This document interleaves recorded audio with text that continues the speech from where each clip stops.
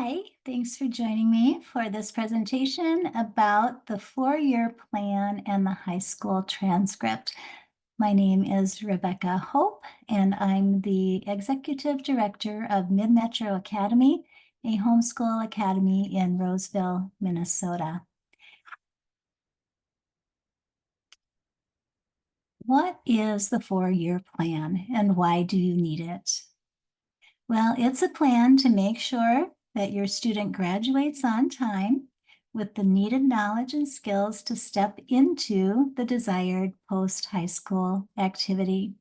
So as the homeschooling parent who has decided to homeschool through high school, it's your responsibility to make sure that your student is well prepared for the post-high school path that he or she has chosen. It makes sure all the bases are covered so you don't wind up and your student doesn't wind up after high school saying, oh, I never got such and such that I needed, right? So your student won't be shortchanged, which is the last thing you as the homeschooling parent would want to do to your student. So it sets the goals and provides the direction for those 4 years of high school education. When you pair the homeschool plan, the four-year plan with the homeschool high school transcript, then you've got a way to assess your students' progress towards the goals that have been set. So the four-year plan makes it possible to show that to know that you're not flying blind and that your student will land where he or she wants to land, where you want that student to land when the 4 years of high school are over. The state has high school graduation requirements, Minnesota does, and they require students to complete a minimum of 21.5 credits, and those credits should be distributed as follows. 4 credits of language arts, 3 credits of math, that include Algebra 2 and all the math standards that the state math standards specify.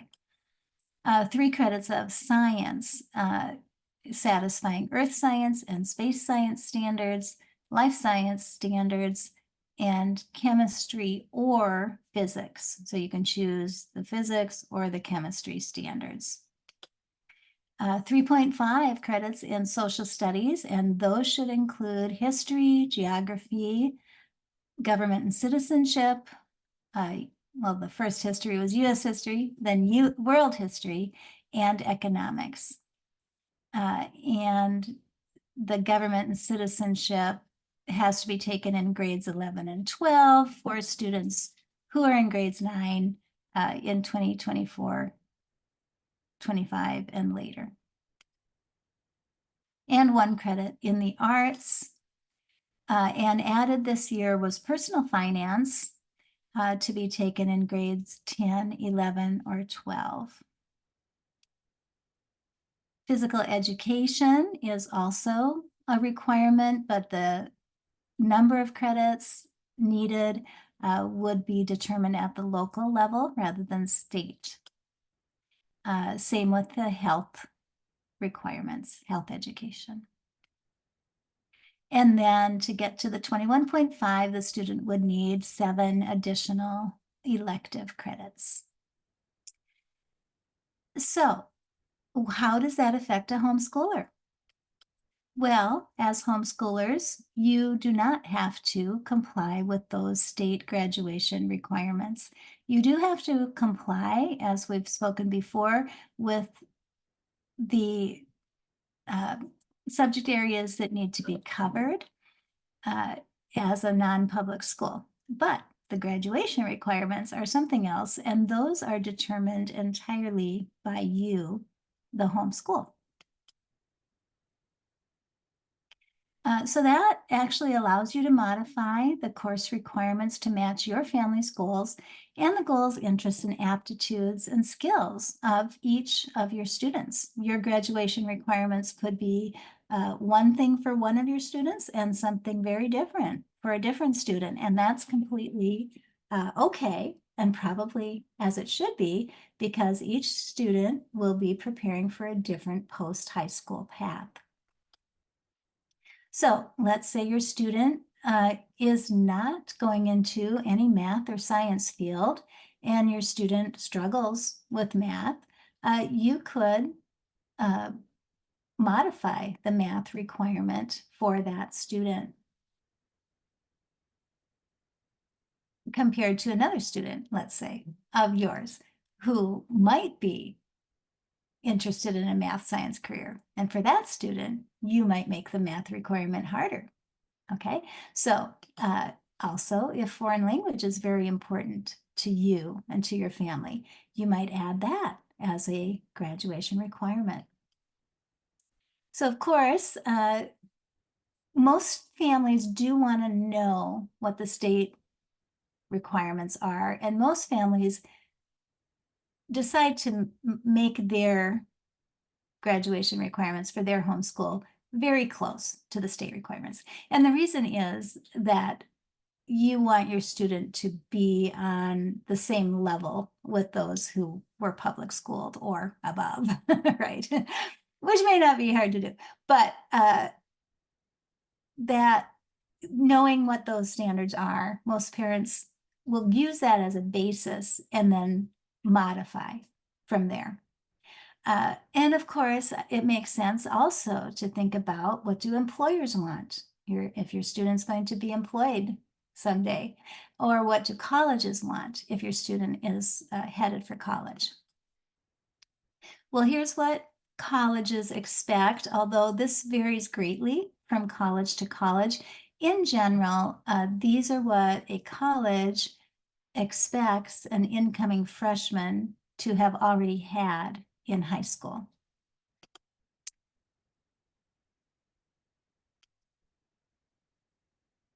What do employers expect? Well, some employers will appreciate having some hard skills, like some math and some ability to write, okay? And maybe more specific skills of technology or something that is required for that field. However, employers in general, unless it's a very specific trade kind of skill, and even so, most of them provide on-the-job training, right?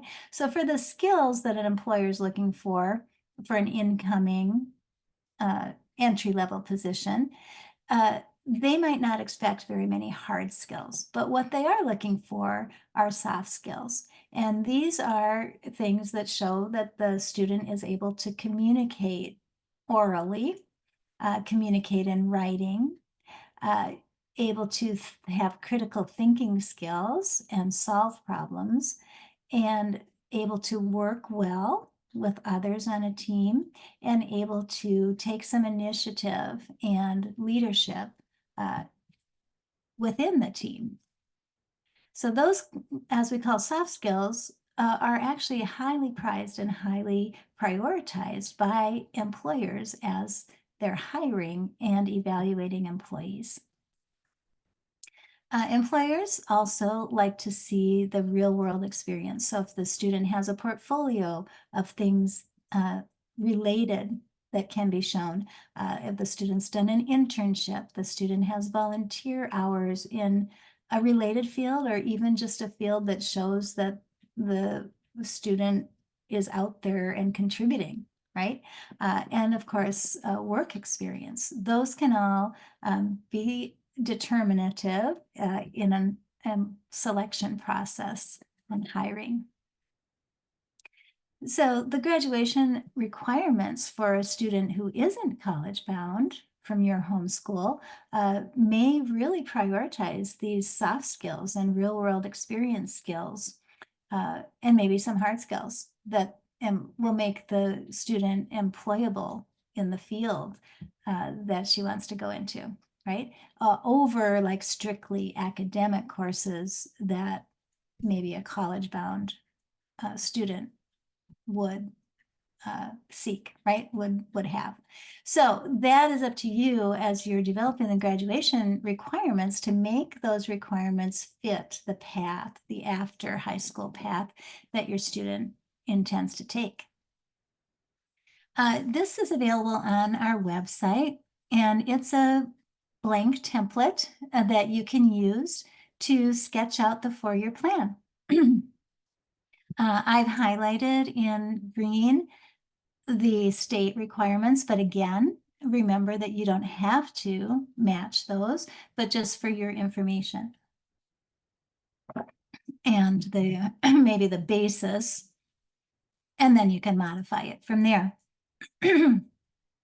So what you do is you can download this sheet from our website, and then you can look at our classes that we offer, because we offer a full range of classes in all of these areas, except Bible, I would say, that you can plug in each year to flesh out how the graduation requirements are going to be met by the classes taken. Of course, it doesn't have to just be mid-metro classes, but that's a great way to get your the requirements for your student, where you can outsource these classes and you're the supervisor, home teacher, but the actual class instruction is given through teachers at Mid-Metro Academy, and then homework is given for the days. So the student will come to class on a Monday and or a Friday, take the in-class instruction, and then know what is required to complete during the week before the next class. That's how the academy classes work.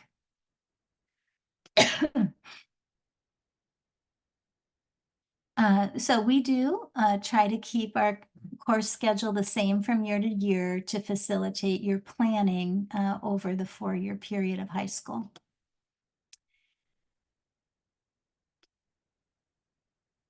So we do offer the core classes and the electives. So here's a sample plan if the student was not taking PSEO, post-secondary enrollment options. There's another video you could view, presentation, that talks through whether you should take advantage of PSEO, how to take advantage of PSEO, is it right for your student? So you could take a look at that if you haven't already. So here you would just plug in the 4 years of language arts, the 3.5 credits of social studies, the math classes, the science classes, getting some arts in there. Personal finance is now required on this by the state, getting some music, some communications, some Phi-Ed, workplace skills, programming, graphic design, business skills, and so on. So you can just lay out each year how that's going to fall. So notice that every year incorporates beauty, joy, and delight, which we have discussed as an essential part of the high school plan. Senior year in this case is able to really focus on the workplace skills and the personal life skills, in addition to fitting in some of the required academics. ACT prep, I even have this student who's not doing PSEO taking some ACT prep, because it actually is a great refresher of all the English skills, and it teaches some business reading skills that the student probably won't pick up anywhere else. So that's like a life skill, even though it's an ACT prep. It's much easier to fill in all the different courses required. Their Mid-Metro has a 4-period slot on Monday and Fridays. So if you're going to take more than 4 classes or want to get a good mix of classes, opening up 2 days a week to come to the academy is really helpful.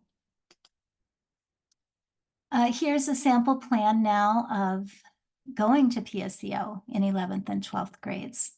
So in this case, you would take the ACT prep as a 10th grader, take writing with confidence, the highest level of IEW writing in 10th grade, so that the student would be prepared for English Comp as a PSEO class. Chemistry is also taken in 10th grade, and then PSEO science can be taken as the final high school science combination there. With math, I'd say for most students, it's going to be pretty hard to get all the high school math in by 10th grade. That's a pretty big ask. So many PSEO students who take PSEO will want to take that final high school math in grade 11, whether that's advanced algebra or geometry. And then could get a PSEO math credit in the senior year.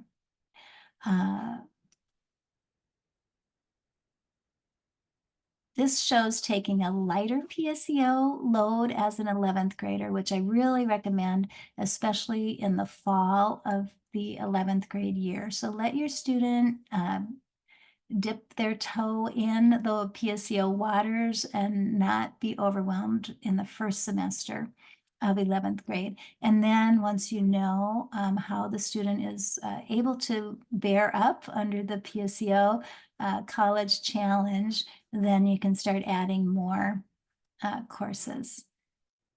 And maybe 12th grade is all PSEO.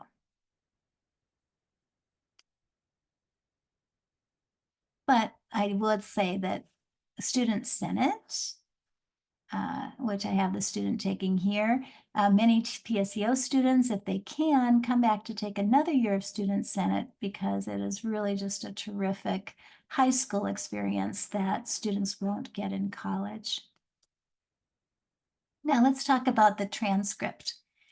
The transcript is an official record of a student's academic history during grades 9 to 12, shows all the credits earned and the grades earned for the classes.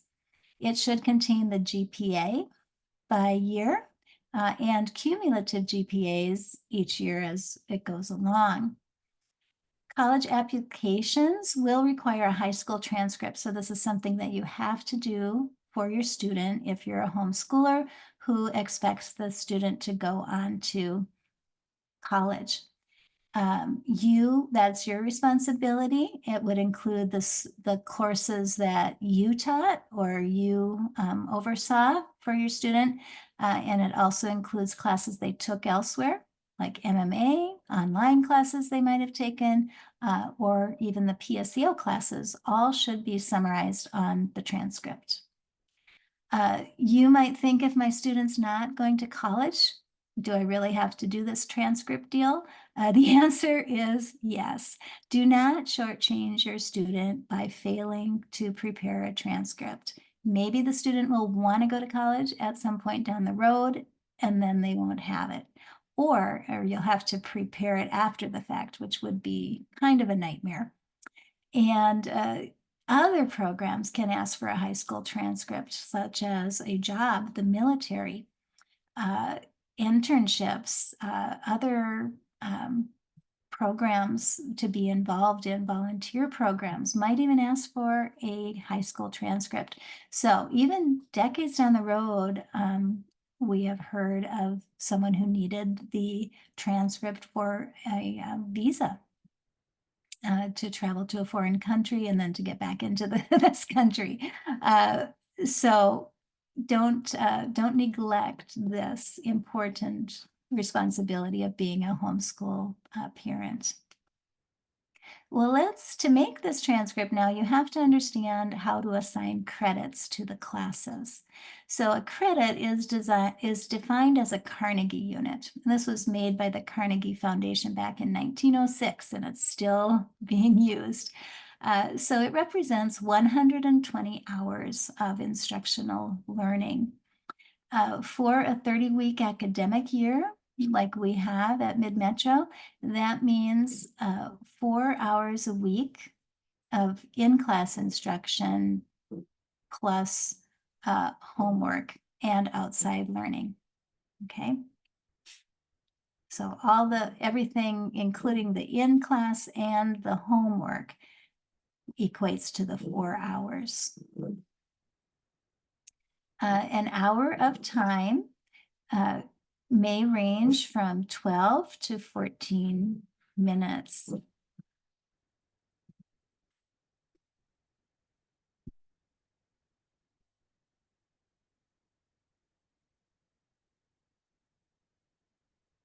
I'm sorry, 45. An hour of time may range from 45 to 60 minutes. Had to let my dog out there. For full year MMA classes, so if they're taking one class, it meets for 90 minutes. That can count then as 2 hours of time. So that means the student would put in 2 additional hours of at-home study to fulfill the 1 credit requirement. Then if a class had no at-home activity and there's only 2 hours, okay, the 90 minutes is 2 hours. So 2 hours are being fulfilled by the in-class time, but let's say it's acting and there's no home requirement. Then the full year class would equal a half credit, right? Because there was no time put in at home. So you would award credit accordingly for those classes. So you can definitely be creative as you put together a class. You can have your student doing multiple different things over the course of the academic year, and then you can pull them all together to create a class of your own design. And you can count up the hours engaged in that and assign the credit or the half credit accordingly. So let's go back to that acting class. Let's say you wanted the student to have a full drama credit for the year. You'd have a half credit from the class. Then what can you add on to create a full credit? Your student can attend plays. Your student could watch plays, read plays, and your student could watch and discuss movies. And if you kept track of those hours and wrote down the things that were included, now you have a full credit for drama that you can put on the transcript. Similarly, personal finance. It's only a half credit class, but because it just meets 1 semester. But then let's say your student did a full project about personal finance where he was watching the stock market and simulating trades and so on, and spent 4 hours a week on that for the next semester. Now you've got a full semester of personal finance, right? So you can be very creative in the way you put your classes and credits together. Make sure you document what that credit includes, and ultimately, it's really not about the time as much as mastering material. So if you had set a textbook as a course and the student was able to finish that textbook in less time, okay, fine. They could get the credit if that's to your satisfaction, right? Or you don't feel you have to finish the textbook in the year. Your student put in the time, or your student substituting some other things for 1 chapter of the book. You don't have to finish the textbook, right? That's not what the credit is. So you can use that standard as well as the time standard to determine what a credit is.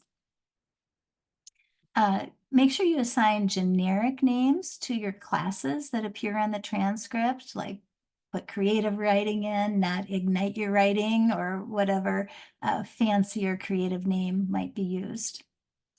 And even as you're putting together these classes, we can say, okay, I'm going to include all these activities my student is in and make a credit out of these. And you could come up with 10, 11 credits per year. Don't do that. It looks bad on a homeschool transcript. Think about the, about 6 credits a year is about what you want to see on the transcript, and maybe you'll do 7 or 8, but over that, it starts to look like you're really padding the transcript, and that won't be impressive. So move some of those activities into the extracurricular category, and don't award credits for those, but you can list them as an addendum to the transcript. Here's a fillable transcript that you can download from our site. It's from the Homeschool Legal Defense Association. It's a really terrific tool for you. You can keep it up to date each year, and as things change, make sure that you modify it. And then you can attach an addendum that will show the extracurricular activities your students been involved in each year. Don't try to recreate that. Mark them all down. If they were in a play, name the play they were in, name like how many, just for your own information, maybe how much time they spent at practices and so on. But then you'll have that when it comes time to fill in applications that are asking for extracurricular activities. You'll have that all in one place, and that will streamline things later. And file that, your transcript each year with the homeschool records for that year. So continually cross-check your transcript against the 4-year plan to make sure that they're in agreement, and modify them and revise them as you go to keep your student on track with the goals for the graduation requirements.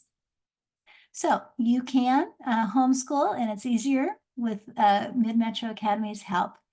Your students are your responsibility, and no one knows or cares about them more than you do. You're in the best position to make decisions about their education.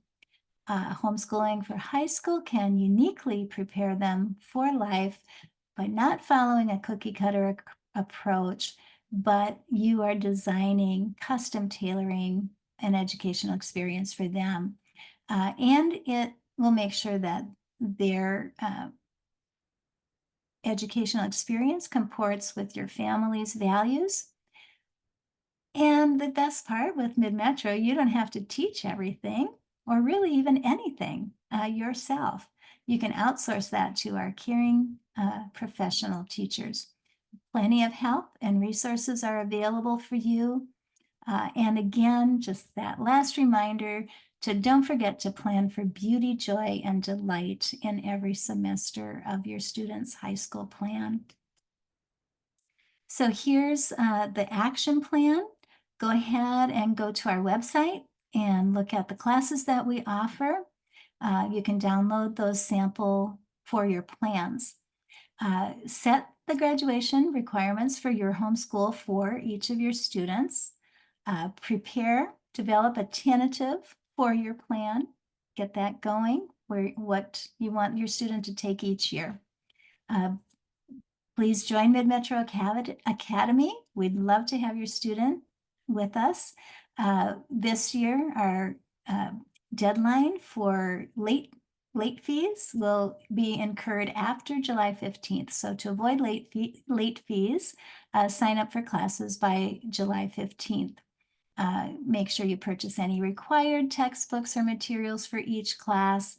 You can reach out to our teachers. If you need an email address, you can email me, director@midmetroacademy.com. Make sure that you get that letter of intent to homeschool form to your school district by October 1st each fall. This year, our classes begin on September 9th for our Monday classes, and our Friday classes on the 13th.